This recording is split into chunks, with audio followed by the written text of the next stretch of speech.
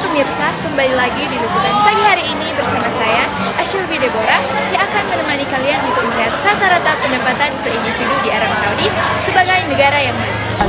Sekarang, mari kita dengarkan rekan saya Jeremia yang sedang bersama dengan narasumbernya di Arab Saudi.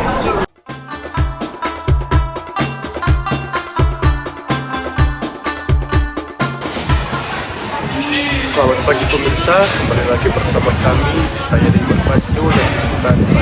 Sekarang saya berkesempatan hadir di ibu kota Arab Saudi yaitu di Riyadh.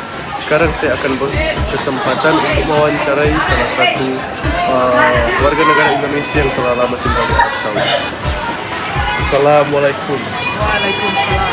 Jadi ibu, saya mau bertanya, berapa pendapatan per kapita di Arab Saudi berdasarkan jumlah PDB dan jumlah penduduk? Jadi pendapatan per kapita di Arab Saudi itu memiliki rata-rata sebesar 44.137,47 USD dari tahun 1990 sampai 2023.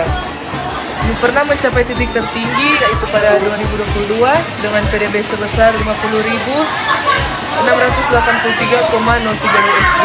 Dan juga pernah mencapai rekor terendah yaitu pada 1963 dengan besar PDB 380.370 USD. Nah, PDB pada tahun 2023 Arab Saudi itu mencapai 49.597,70 USD dengan jumlah penduduk 39,95 juta jiwa sesuai dengan data tahun 2023 dan jumlah PDB 1.068 triliun pada tahun 2023. Jadi baik pemirsa, jadi itu adalah pendapatan per kapita di Arab Saudi berdasarkan jumlah PDB dan jumlah penduduk. Saya kembalikan ke studio.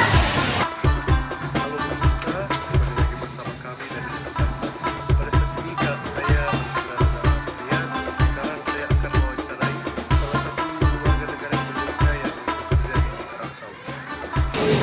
Assalamualaikum. Waalaikumsalam. Jadi ibu, di sini saya mau bertanya tentang faktor penyebab dari besar kecilnya pendapatan per kapita di Arab Saudi.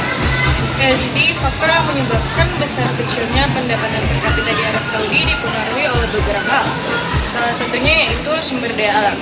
Seperti yang kita ketahui bersama, di Arab Saudi kaya akan minyak bumi, di mana minyak bumi tersebut kemudian akan diekspor ke negara lain yang akhirnya memberikan keuntungan kepada Arab Saudi. Selain itu juga terdapat pusat pariwisata religi, yaitu Makkah yang menjadi pusat ibadah agama Islam.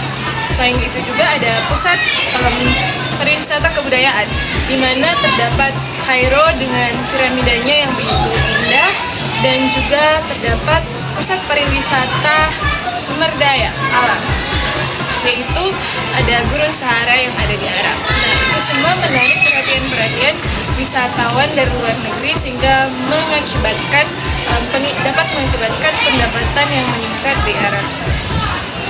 Baiklah pemirsa, jadi itu adalah faktor penyebab besar kecilnya pendapatan per kapita di Arab Saudi.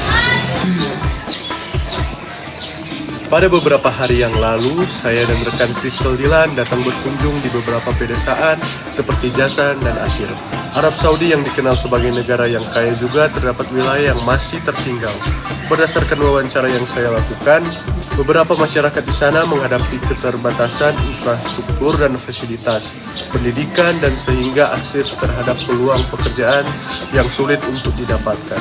Hal itu menjadi masalah yang kontras di antara kota-kota besar yang ada di Arab Saudi dan pedesaan yang kurang terjangkau.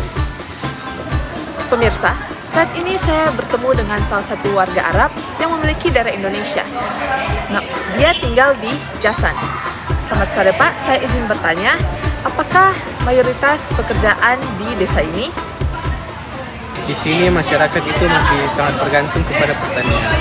Dan ya tantangan yang terbesar itu adalah perubahan iklim. Baik Pak, apakah masyarakat di sini termasuk anak-anak mendapatkan pendidikan yang layak? Pendidikan di sini masihlah sangat kurang karena sangat jauh berbeda dengan di perkotaan sana. Jadi baik Pak, terima kasih atas kesempatannya, saya izin pamit. Jadi, solusi yang dapat kita berikan terhadap kesenjangan ekonomi yang ada di Arab Saudi, yang pertama itu meningkatkan infrastruktur, yang dimana membangun infrastruktur dasar yang kuat untuk mendukung pertumbuhan ekonomi seperti jalan, pelabuhan, dan bahkan jaringan listrik. Yang kedua, diversifikasi ekonomi, yang dimana membangun negara-negara berkembang, mengembangkan sektor ekonomi untuk mengurangi ketergantungan pada satu sumber pendapatan. Yang ketiga, promosi investasi, yang dimana menarik investasi asing untuk menciptakan lapangan kerja dan meningkatkan pendapatan negara. Yang terakhir, pendidikan dan pelatihan, memberikan pendidikan dan pelatihan kepada masyarakat untuk meningkatkan keterampilan. Lukas 12 ayat 15 berkata, katanya lagi kepada mereka, berjaga-jagalah dan waspadalah terhadap segala ketamakan, sebab walaupun seorang berlimpah-limpah hartanya, hidupnya tidaklah tergantung daripada kekayaan itu. Dalam perspektif Kristen, kesenjangan ekonomi di Arab Saudi merupakan salah satu masalah ketidakadilan sosial yang sangat tidak sesuai dengan prinsip-prinsip Alkitab. Maka dari itu, mari sadari untuk menekankan betapa pentingnya kasih itu terhadap sesama, terutama bagi orang miskin ataupun orang yang terpinggir. Sekian liputan pagi hari ini, saya Ashalbi Deborah, pamit undur diri.